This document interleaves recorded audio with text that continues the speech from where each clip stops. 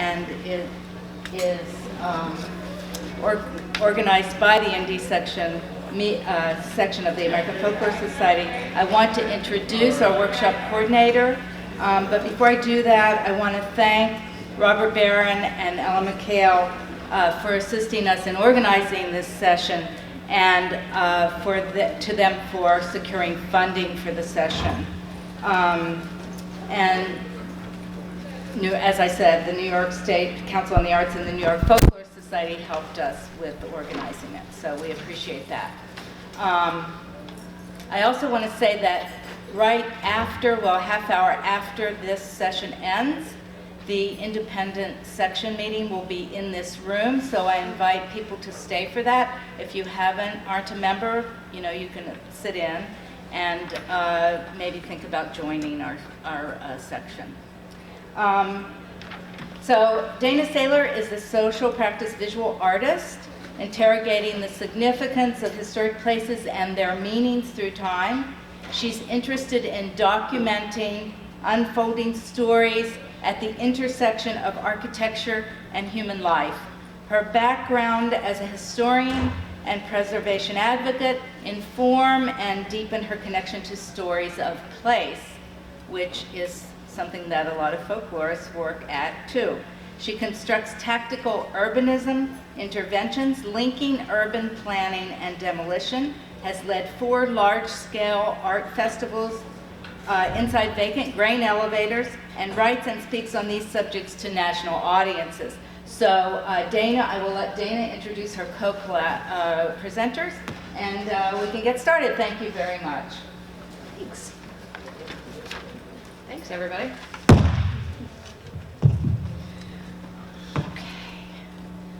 So I'm going to introduce everyone so that they can just go up when it's their time to do their section. It's there for you to read, but I'll read it too. So we're going to start, I'll do a presentation and then Andrew will go. So Andrew assists cooperatives, B Corps, social enterprises, and other small businesses with planning and management decisions as a business advisor for the Small Business Development Center. I've used his services myself. Fabulous. And that's at SUNY Buffalo State here in the Elmwood Village area. Andrew also organizes and advocates for sustainably, socially conscious, and community-controlled enterprises through their work with Cooperation Buffalo, Buffalo First, and Nickel City Housing Cooperative. So there's a lot of great cooperative type things happening in Buffalo, which are really exciting. And then Kevin Heffernan is the managing director of Rise Collaborative, a local media and promotions organization that highlights small business owners, nonprofit and community leaders, and artists with a podcast, magazine, videos, and blogs. He's also a videographer and content strategist for clients of his own, and therefore is very highly caffeinated right now, because he needs to be. And then at the end we have Tara Bystron-Sazdak, is a Buffalo-based artist and entrepreneur, co-founder of Emerging Leaders in the Arts Buffalo, which is the group that I worked with her on to do the arts festivals. She's a current board member of the Buffalo Society of Artists, co-owner of Snowy Owl Kombucha. Her current body of work consists of complex layered paintings and interactive installations, and we both are a little obsessed with great elevators. So, okay. Okay, then you have me on mic for the recording. So I'm Dana. I'm a 10-year Buffalo resident. I am from upstate New York originally. And the thing that I would like to address today in my short presentation, we'll all be speaking very briefly, and we will try to take a Q&A at the end of our presentations, but we will break out into 4 groups with each of us presenters as the head of a group. So also, if you have further questions for one of us, we'll be able to address them in that one-on-one, which can be very useful, because we each have particular skills and backgrounds that I think you all may find useful. So think about that as you have questions. Feel free to write them down, and perhaps it's something where you can really discuss it in the breakout session. Okay. So effective community engagement is for me what it's all about when you're a freelancer. So I think that everyone in this room, no matter what your area of expertise or of interest, you know that in order to gain people's attention, to get work, and even to get hired for a particular job, even if it's a contract job, that you have to be able to engage with the audience that you know and that in your area of expertise, or else other people may have a competitive advantage. And that's something important to consider when you're a freelancer. So my mantra is about emotional connection. It's everything. In order to get people to care about what it is that you're working on, the project that you're involved in, your subject matter, they have to care, they have to be emotionally connected to it. It is very hard to get someone to, for example, share a Facebook business page post that they're just kind of meh about. You're much more likely to get engagement with people if they are rallying, if they're excited. And this is a building that I was involved in trying to help preserve. It unfortunately was torn down, but what I learned during that process was invaluable to my work as a freelancer, as a person who is multidisciplinary in arts and historic preservation and urbanism and all these different things, and just citizenship generally. I learned that if people didn't, first of all, understand what it was that you were talking about, if they weren't familiar with the subject matter, or if they knew about it but just didn't understand why they should care, then you've got a problem. You really need to be able to get people to understand why does this matter? You know, this is one of the, I'm an advisor to the National Trust for Historic Preservation, and the signs that you've probably seen are "This place matters," that they take and hold up in front of important places that are threatened. And, you know, like, why? Why does this place matter? What is the story behind this place? What does it mean? Why should I care now? It used to matter, but why does it matter now? You know, so those are a lot of the questions that we have to address in order to get people to understand. Now, some people are just true believers from the start, and you don't have to sell to them.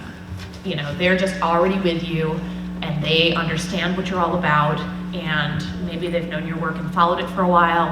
Maybe they are just passionate and crazy like you about the thing that you're crazy about. It just depends. But you've got to make people feel something. Authentic story is one of the most important elements of this. If Bethlehem Steel had not been as integral a part to the Buffalo economy and community as it was, with some 30,000 jobs, I think, at its height, and then people hadn't felt the visceral loss of all of those jobs in the 1980s, and if this weren't the headquarters of that building, where some people actually felt upset because they said that this is where I got my pink slip. You know, this was the administration building for that company. So people had some sort of emotional connection, mostly when they engaged with the story of trying to save this building. They would look at things like this and say, oh wow, that's probably my grandfather. You know, so there were a lot of ways to access people's feelings and emotional connections to this type of place because it was so well known and it was so integral to Buffalo's history and to Buffalo's growth. So that helped. And sometimes when we're working on projects, we're working on things that are rather obscure. We know about it, we might be experts in it, but who else knows about it? Who else is familiar with the topic, the place, the concept, the meaning, the relevance? You know, all of these things are things to consider because, you know, when you are passionate about something and you already believe in it, you can kind of have a myopia about, you know, other people. You might think, well, they should just know. They should already understand the value of this. They should, you know, they should subscribe to this already, but they don't. So you really must consider how you are marketing the approach, you know.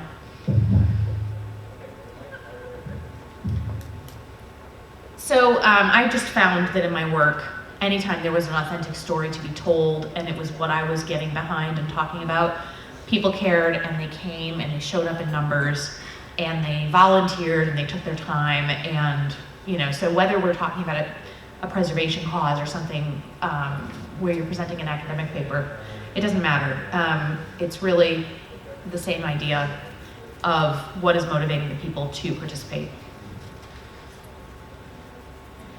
I wrote lots of text on this slide so you can read it. This is a view of City of Night, which Tara and I were involved in creating. I think this was the second year, maybe the third, yeah, when we were completely overrun by humanity. We thought that this would be a fun party in some abandoned grain elevators because we're insane. And we put it together with many different performers and artists, food trucks, music, and this was coming off of the loss of that building that I showed you before. So it had been a very up and down year for me. The first year was not quite this big, but what we found was that simply allowing access to a place that people had not been allowed to go before, that also had a large significance for the Buffalo area and its history, and people's, families having been grain scoopers and things like that, just they were into it. And we had to sort of just like stand out of the way because they were coming no matter what. Oh, and it was free, so that helped. Some of the art that we showed at this event was related to the history of the site, and then some of it was intentionally just simply immersive. Some of it was just meant to be an experience one had in these beautiful spaces that were echoey and vacant and beautiful and gritty. And so I think that some of it was just because it was fascinating to look at, and some of it because it related specifically to the history of the site. But we had a mix.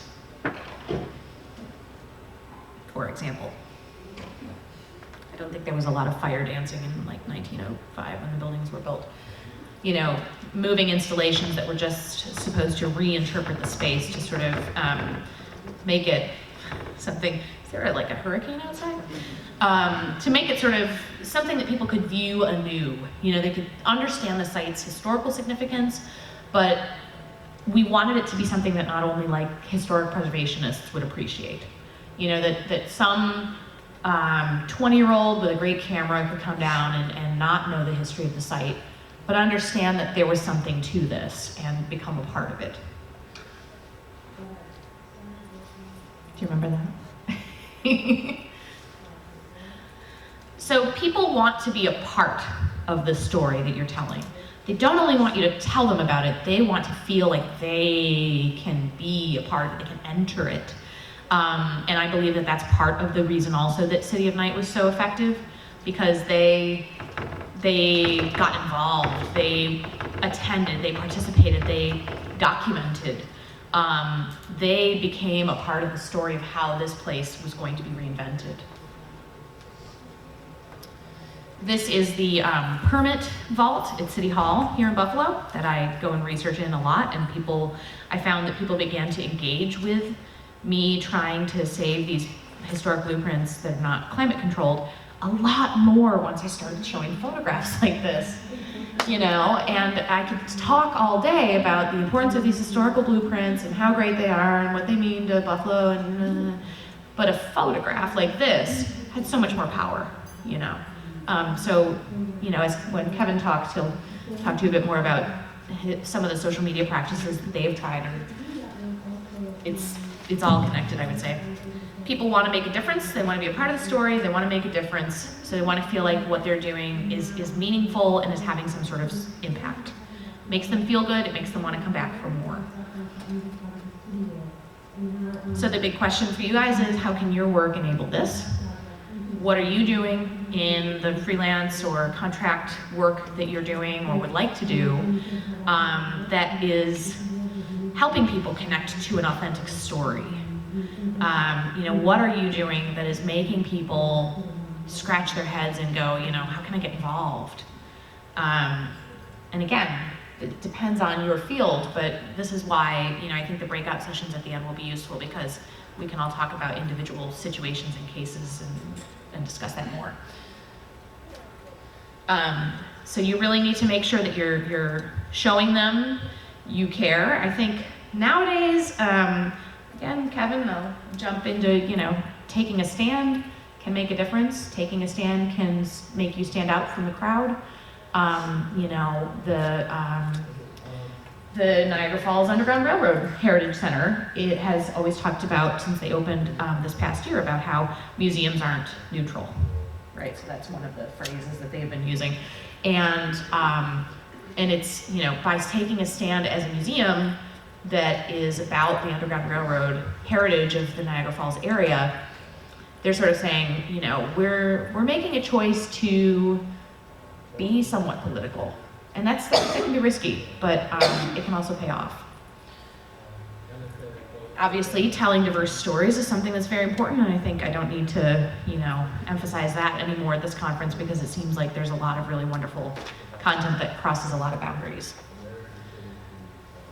This is an example of one of the blueprints that I've been trying to, that I just found crammed into a corner, that I'm sort of saying like, hey, look at this.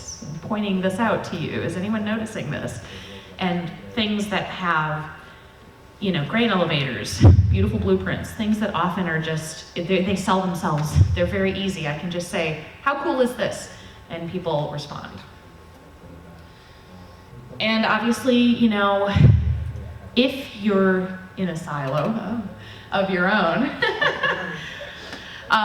you know, you really need to be thinking about who is in a tangential field, or even not a tangential field, like something that you would think is unrelated. You know, how are people working in health and human services connected to the work you're doing as a historian? How are people working in, you know, food and natural farming related to the type of work that you're doing? How can you cross-pollinate? You know, how can you bring in new audiences? And there's my contact details if you need them. Again, we'll be available at the end. We'll do a little Q&A, and then we'll break out into 4 groups. So we'll be able to all talk. And if you miss this, we'll be okay. All right, Kevin. Andrew. Sorry. We're out of order. It's not your fault. I know, it's confusing me visually. Okay. Let's see.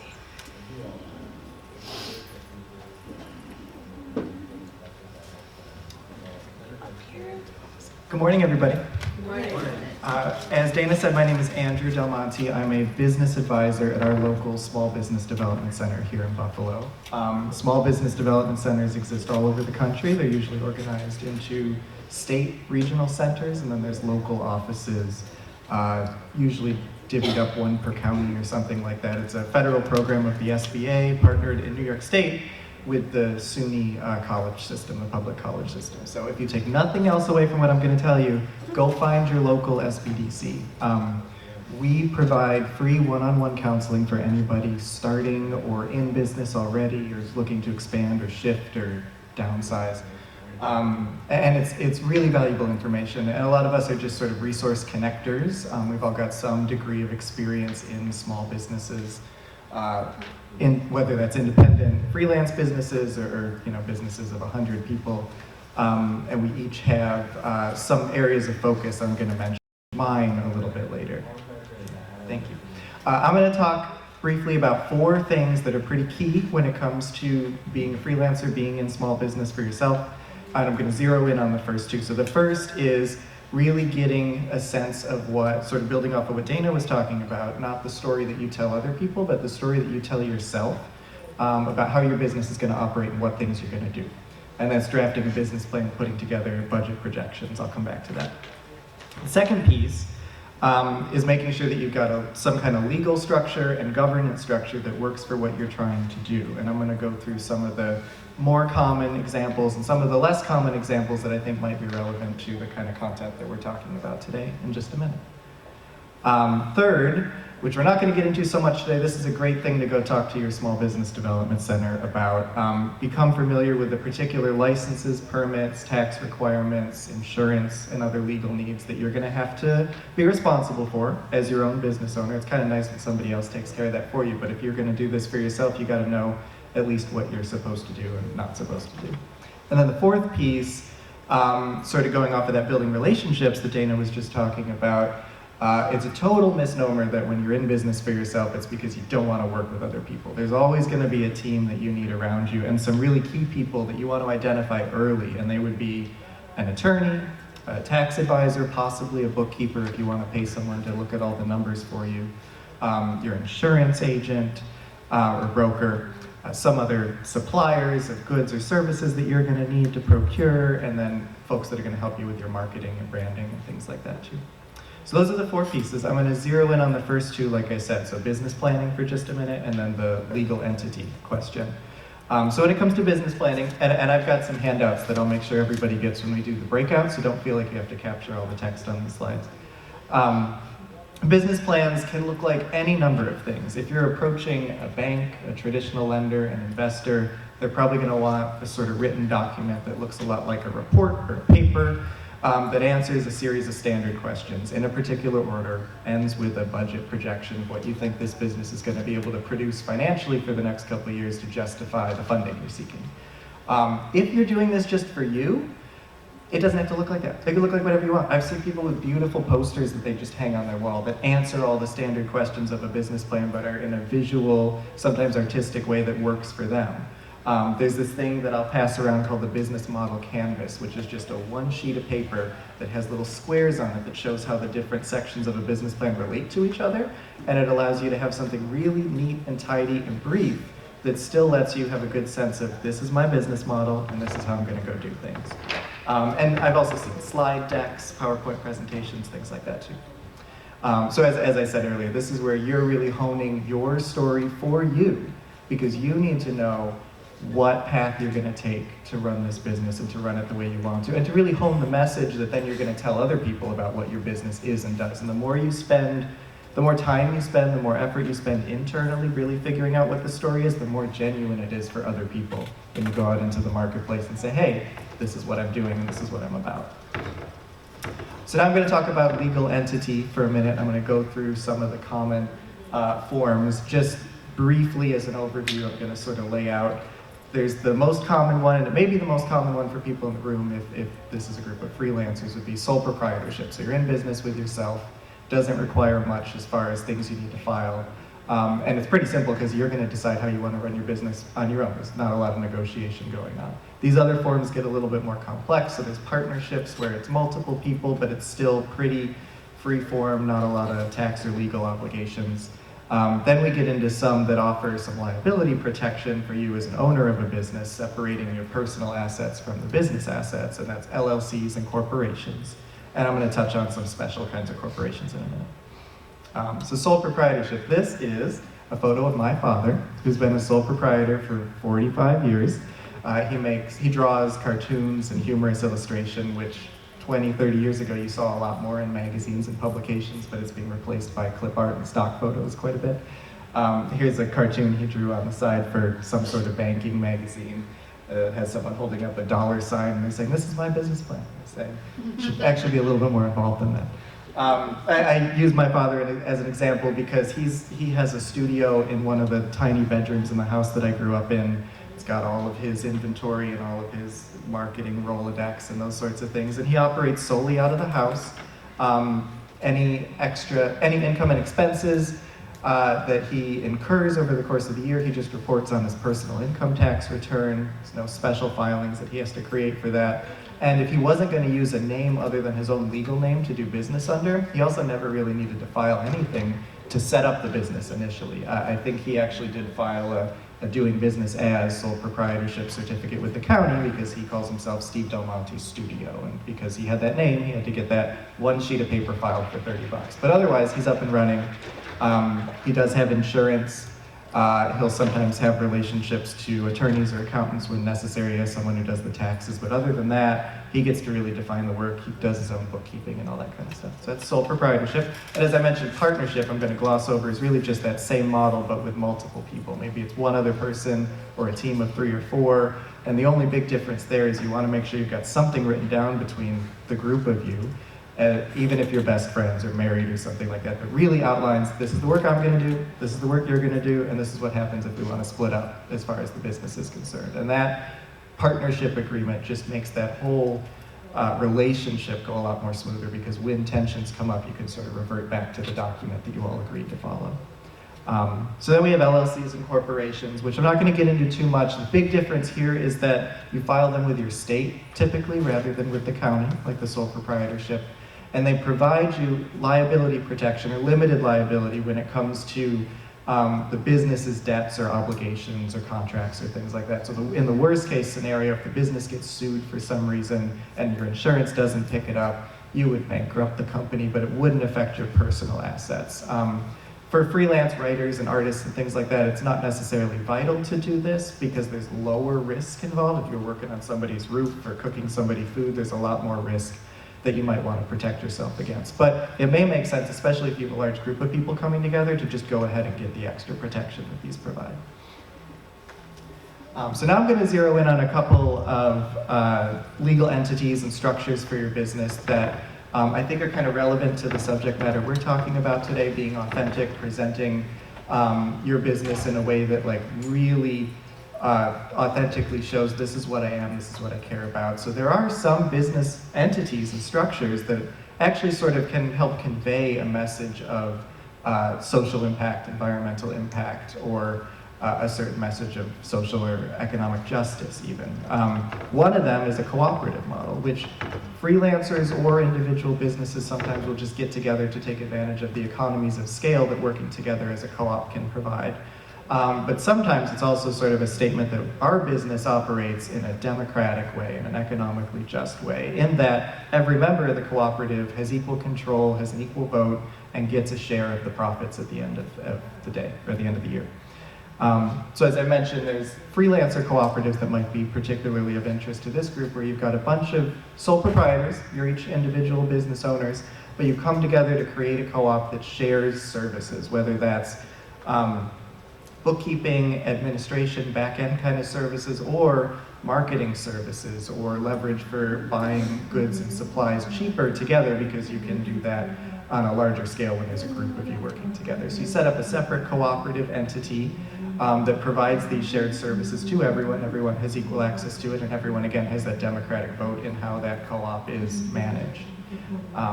The second co-op model I want to highlight is called the worker co-op, or an employee-owned co-op, and that's where you form a business that might be an LLC, it might be a corporation, and everyone is actually paid as an employee of the company together. But each of those employees have the opportunity to be a co-owner of the business collectively. And as I said, this is where that sort of projecting your sense of economic justice can really come through, even how your business is structured internally. So these are two examples. There's a bakery called Bread Hive here, which is located in Buffalo's West Side area. You can check it out if you're in the Elmwood Village area this weekend.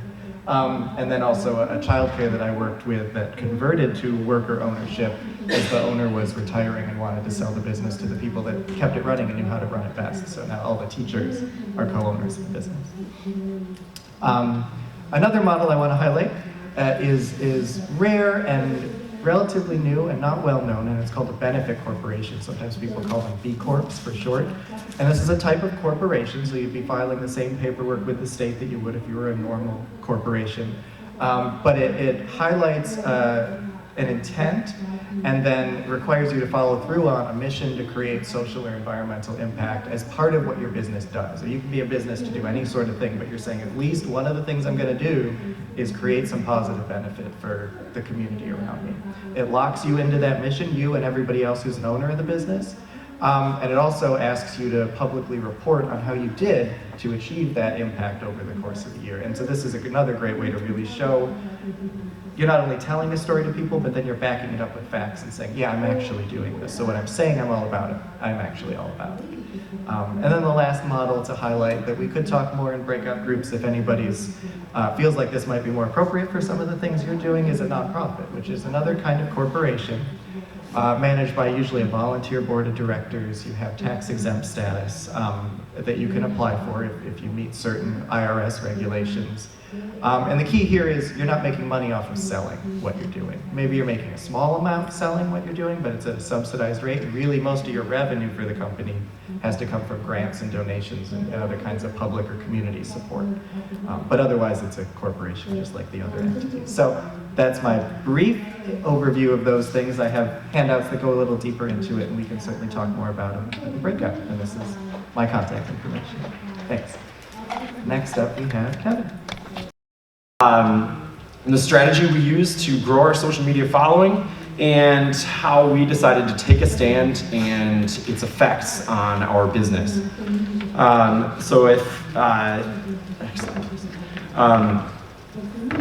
Rise Collaborative is the name of the company. So we are, as I mentioned, a media company, and we also do promotions. We throw parties. We have small and large events, and we sell apparel.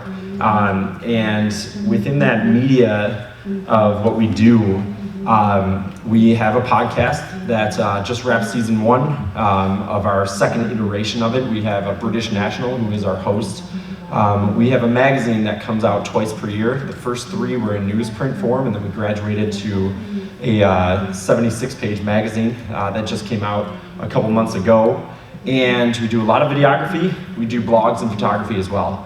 And all this was started because we wanted to sell t-shirts.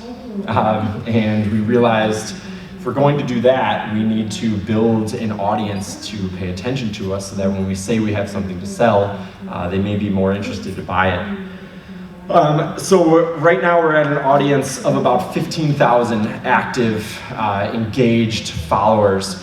And that's across Facebook, Instagram, Twitter. We're also on YouTube and our website, and we email out every week to over 1,000 subscribers. And then that magazine is 7,000 copies that go to Buffalo, Niagara Falls, and Rochester. And it's free, and it goes out to every single neighborhood of the city, which is a point we've been making from the beginning. And that is to get a mix of our social media as well as break out of those algorithms that where social media can hold you back a little bit, where it only shows to your peers. Print can undercut that, just like the old days. That's why we continue to do that. So as we got started, we faced barriers. We didn't have any money. So to cover that one, you can put up anything you want on social media, Facebook especially, and if you can throw $1,000 behind it, you're always going to get some views and some ears from people. But if you don't have that kind of money, the only way to get seen on social media is to produce highly engaging content. If the powers that be in the Facebook algorithm land see not just likes, but hearts and wows, especially, not so much the angry and sad faces reacting to things. They see lots of comments. They see people sharing it onto their own walls or onto their friends' walls. They say, great, this is what our social media platform is all about. If this is making people happy, we're gonna show it to more people because we want them to log onto our site and be happy. So if you have a nonprofit or small business that either you are owning or you have a friend who has one that you want to support, that like is not good enough. Give them a heart, give them a wow. It's really going to help them get seen by more eyes. And the other thing we had going against us was we are too young. Buffalo in the 2013-2014 time was really dominated by baby boomer politics, stories, power, money, and habits. And so to come onto the scene and say, we're gonna do this differently, would you please sponsor this event? Would you please give us your money for this? There's a lot more of a, call me when you've been around for 40 years. Because this group's been around for 40 years, they're called the Yellow Pages, and I'd rather give them my money than you guys. So that was a barrier we faced in the beginning. But I'm going to tell you about our advantages too. The exact same things. So if you had a lot of money and you're trying to make a name for yourself, it could be very tempting to hop on TV or radio with ads. But Rise promotes ourselves all the time as having a direct connection to 25 to 40-year-old audience. We have to know our audience, just as I wanted to find out who here was from Buffalo and who wasn't. We know that our engagement rate comes from the 25 to 40-year-old audience, so that's good for our marketing. When we do promotions, we can say to a more established business, hey, are you having a hard time reaching a millennial or younger audience? And we can say, we're not. We specialize in this. So that no budget, not being able to afford TV or radio was just fine because most of the people within that age demographic were not watching TV and they were listening to radio for about 5 or 10 minutes a day, and that was that. We decided, let's hit them where they are all the time, staring into their phones, and while they're supposed to be doing work, they're on Facebook at their computer. So we've got a couple more on that. The too young aspect of that slide is that our agenda went right into that market. So channels 2, 4, and 7 in town were doing news stories the same way they had been since the 70s. From the same inflections in their voice upon signing off, to the same format, to the same subjects. And so what was different about that time in Buffalo was we were finally experiencing a renaissance. It had started around 2010 and was really picking up steam around 2013, 14. And prior to that time, everyone in town was constantly looking for a panacea. There was rumors that Verizon was going to build a big old tower downtown and that was going to save the city. Well, the owner of that company went to jail. There were thoughts that if the Bills could just win a Super Bowl, wow, we'd be a legit city again. Forget all the loss over the last decades. We're going to win that Super Bowl and everyone's going to think Buffalo's back on the map. We lost 4 in a row. These things just weren't really coming to fruition, and I think the final straw that broke the camel's back was we rolled out every tax incentive you could ever think of to get Bass Pro to pave a bunch of parking lots on our waterfront. And even after all those incentives, they still said no. And whereas half the town said, oh, forget it, we're a dead city, like we couldn't even get them to come here with all the incentives possible. The other half said, why don't we stop looking for an outside savior to do something? Why don't we do these things ourselves? So Buffalo was turning around at that time. The media landscape was constantly talking about cranes, cranes, cranes, cranes. It's happening. Look at the medical campus. Look at the hotels going up. We've never seen cranes like this in our entire lives. Let's talk to the big developers. And a lot of the times, these were developers who were buying their 39th property, their 40th property, turning the lights on in buildings that they had owned for 40 years. And ultimately, as Buffalo's economic future was turning more positive, those who were rich before were getting richer, and those who were not weren't really seeing much of a difference in their lives. So when Rise came onto the scene, in order to carve out an audience of our own, we talked about the very small businesses, those people who were putting their life savings on the line to take their business from outside of their basement and into a storefront. And there were coffee shops that could fit 20 people that were doing far more to change a neighborhood than an old department store downtown turning into loft apartments that most people couldn't afford anyways. So we decided to talk about those groups, those small business change makers, those nonprofit leaders, and we developed an audience from there. And the way we did it was interesting in itself. I mentioned those news inflections and the way they wrote their stories the same all the time. We wrote and spoke online as if we were having a beer with our friends. Sometimes we'd swear. Our grammar stayed correct, but our language was very laid back, and we found that to be more authentic, and we had passion, we had anger, and we stopped people in their tracks. And I'm going to stop talking right now and show you a quick video. And just a quick preamble to it. This is the first video I ever made, so please excuse the editing, but we're going to talk about that editing afterward. And this is from 2016 when we did not yet have Uber and Lyft in Buffalo. Hopefully the volume works. Kept everyone engaged. Instead of showing every person's full story for 1 minute at a time, where you can lose people online, the short, rapid clips keep everyone in.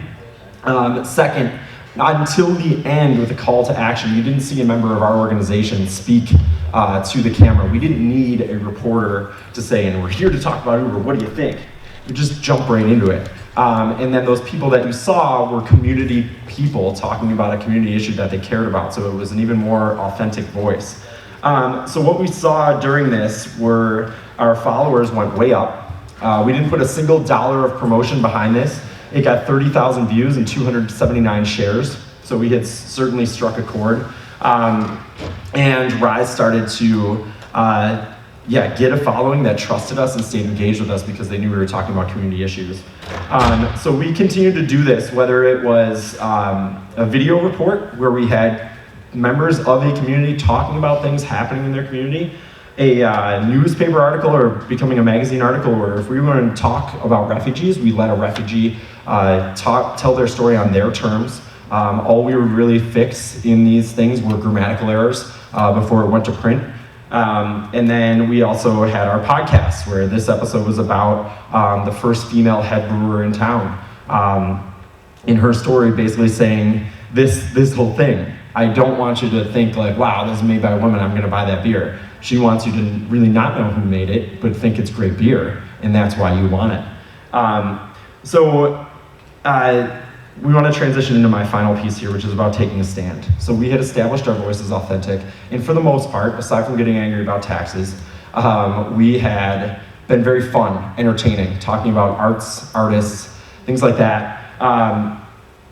But then Donald Trump was elected. And so part of the rhetoric during campaign season and during the first few months of his presidency were that refugees were here to either kill us or be a drain on our economic society.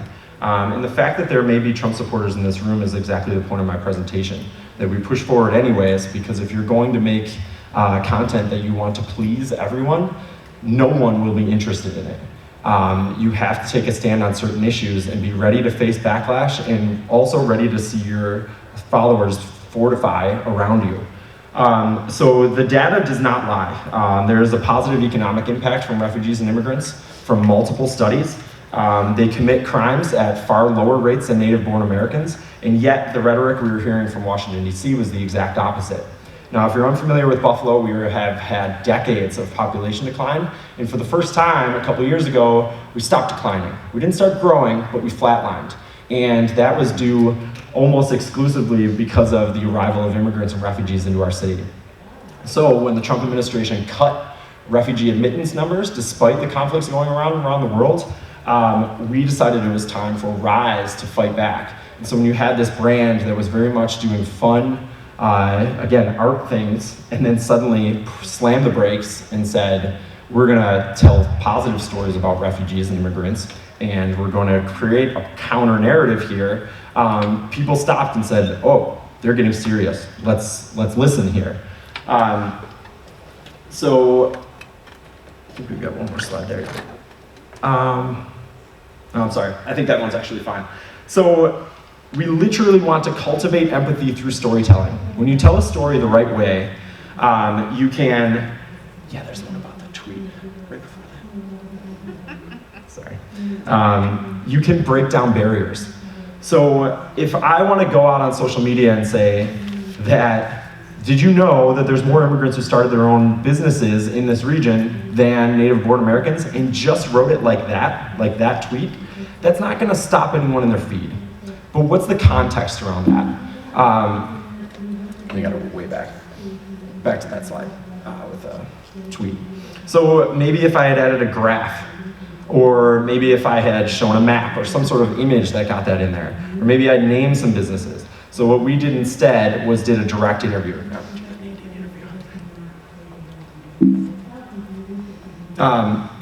So we gave our followers a first-hand opportunity to meet one such refugee who was here. Because we are a refugee, they don't allow us to work. So if you work, you have to work like under the table.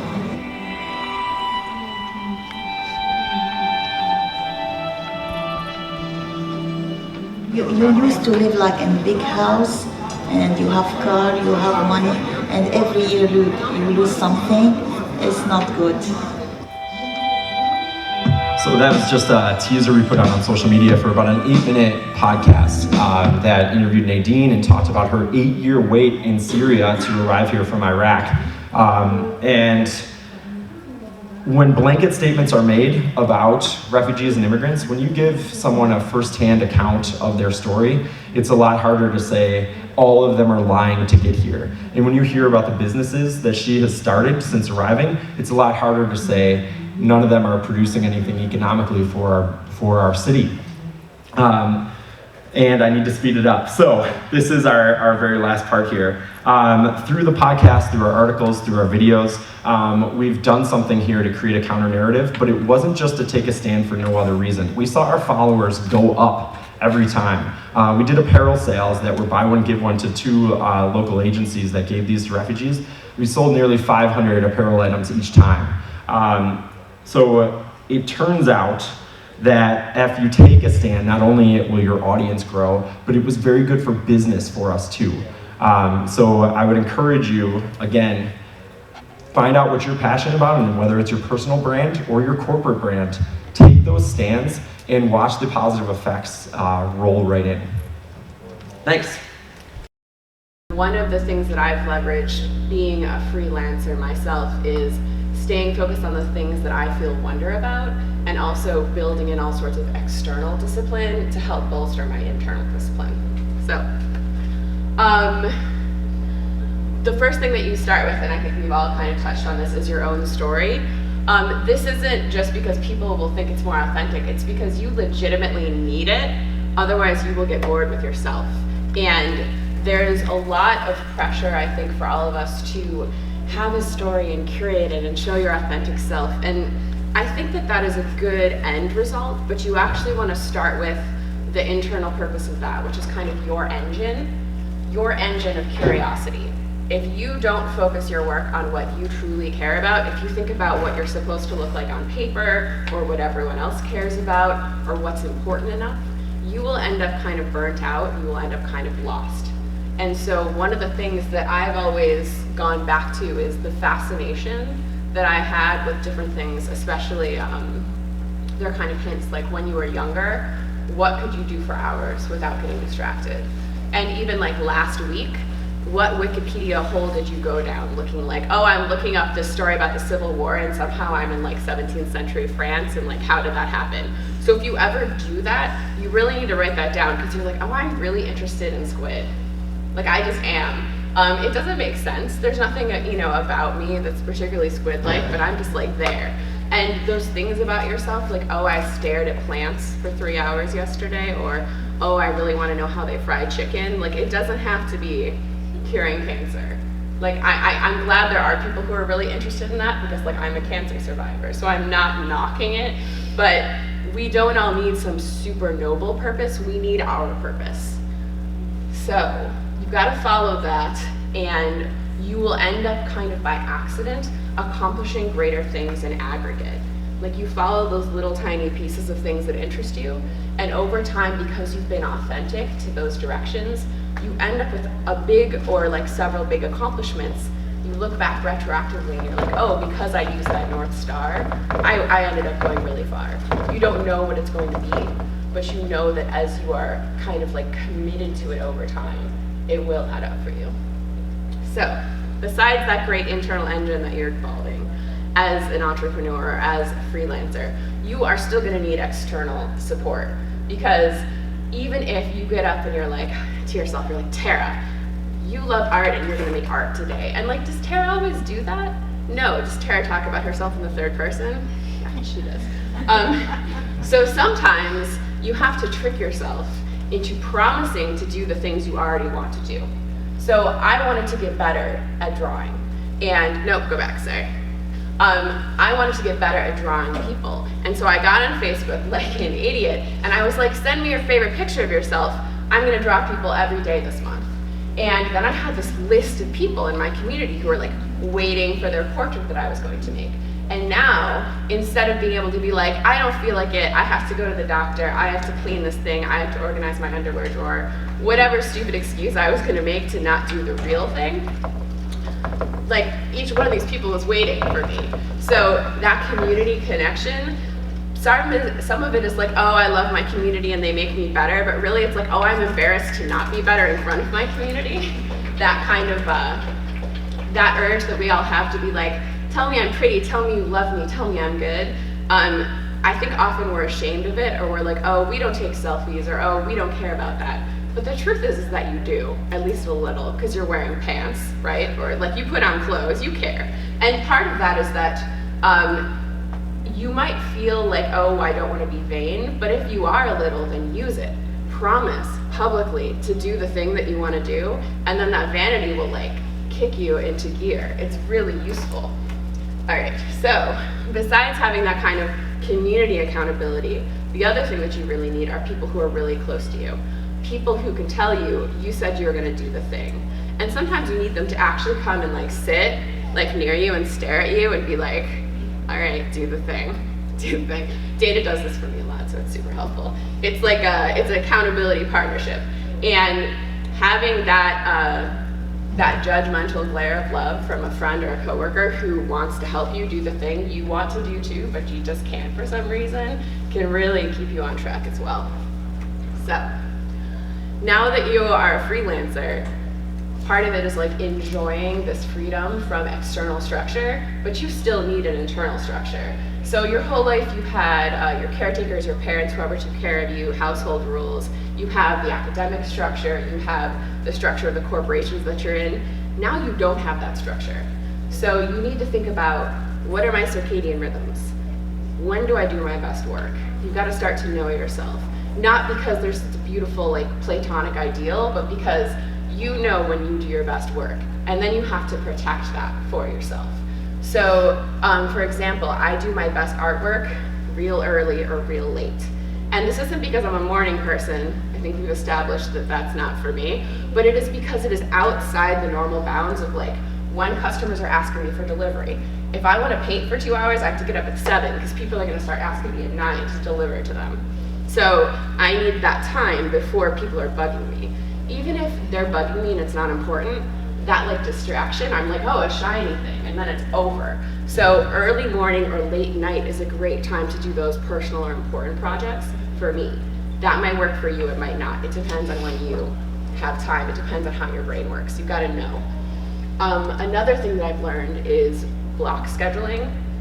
Is anybody else a teacher or like you've taught? So this is a thing that as a teacher, we would have block scheduling, so it would be like 90 minutes of English. And 90 minutes is probably a good chunk of attention to focus on something. The problem is that you have all of these like social media updates, tweets, whatever, things poking at you. So one of the things that has really helped me is having Google and a couple different apps exist where you could do this to your phone to like turn it off in a fancy way so nothing could bother you. But really the smartest thing to do is just be like 90-minute timer, phone's somewhere else. Phone is somewhere else. Computer is somewhere else. I'm going to focus on this work. And if it has to be on the computer, there are actually apps through Chrome, I know, that will literally like shame you if you try to go off the thing that you're trying to do. So, you know, if you're like me and you need that much, then that structure is there for you. But one of the things with the power hour is then if everything that occurs to you that you need to do, like I need to answer that email, I need to check that invoice, I kind of park it on a Post-it note, and then that becomes a power hour of like little tiny things that needed to get wrapped up. And you're like, I'm setting aside an hour twice a week to do all those little things. And after I do my hour of little things, then I can look at cat videos and everything's gonna be great. But you chunk it. And I find that that's much more useful than saying, I'm always gonna check email. I'm always gonna check my social media feed. Because if you do that, you're in this constant state of distraction and you're not scheduling the things that you really need to be doing. And my final note on this is just like do it in public sometimes. You know that if you're sitting in a coffee shop, you're less likely to look at cat videos if you look like, oh yes, I am doing important things because I'm important. No one's looking at you, but like just people being around, you work harder. So that high pressure space could be really useful too. All right, so how am I in time? You're good. I'm good, I'm fast. All right, so rituals are also really helpful for keeping yourself on track. Has anyone heard of a starting ritual? Okay, so a starting ritual is a psychological cueing effect that can interrupt your cognition. What that means is when you're lying in bed and you're about to hit the snooze button, you might say to yourself like, go, go, go, and like kind of shame yourself into getting up. You can also do the countdown like you're a rocket, like 5, 4, 3, 2, 1, I'm up. It helps because if you don't fill that space with a starting ritual, what happens is you fill that space with, I don't need to do my hair, that's 10 more minutes I can snooze. I don't need to do this. I can just stay here, or I can just look at Facebook, or I can just, you need something that starts the thing. I have a really hard time finishing doing the thing that I'm doing. Whether that's sleeping, cooking a meal, looking at Facebook, working on a painting, if I have a scheduled thing, I really need something to get me into the next mode. And so a starting ritual has been really useful for me. I do the countdown, 5, 4, 3, 2, 1, which is actually, if you want, look up Mel Robbins, Melrobbins. She has a great TED Talk about this. She kind of like discovered it looking at a rocket ship taking off, and it is cheesy, and it's also the most useful thing ever, because we evolved in like a universe full of saber-toothed tigers. So evolutionarily, we are afraid to do something different. And that used to be reasonable and smart and fair because like saber-toothed tigers, right? So you don't want to do something dangerous. But now you're at this conference and you're gonna say, oh, I'm gonna go talk to Dana after the thing. And your voice is gonna start to tell you, Dana doesn't want to talk to me, Dana's busy, Dana's pregnant, she probably has to go to the restroom, oh my God. Like so many things in your brain like will interrupt you. But like Dana's not a saber-toothed tiger, just introduce yourself to her. And if you can't make yourself do it, or whoever like big important person you want to talk to, you have to like cut off that evolutionary scare tactic in your brain. It's like, don't, you're gonna get eaten by a tiger, because you're not. I promise there are no tigers in this convention center. Is that true? That's true. Okay. So you have to kind of interrupt that with that starting ritual, get yourself past that evolutionary fear, and just do the thing that you need to do. And the other piece is just, sometimes I look at a day, like a very normal day, yesterday, Wednesday. So think about your day yesterday. Let's see. Did I do my work? Yes. Did I make art? Yes. Did I exercise? No. I said I was gonna exercise. Did I? No. Did I eat vegetables? I had like 2 vegetables. Okay, so if I repeated yesterday for 365 days, I would probably not be dead, but I would not be very limber because I did not stretch my neck. And when I woke up this morning, I was like, ugh. And after 365 days of that, my neck would probably just like, I just would have to keep my head like this forever, and just swivel my body. So if you ask yourself, like if you have that freelance day where you've decided your structure, you have to kind of be like, is a normal day full of the different pieces that will be that slow aggregate build up to what I really want? And it's that normal day that's really the most important. After a year of my normal day, where am I? All right, so that normal day question is really important, because my favorite Gretchen Rubin quote is, those things we could do anytime, we generally just end up doing them no time.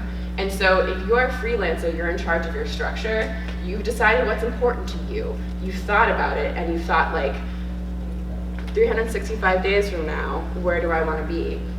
If you don't schedule those things, they're very likely not going to happen.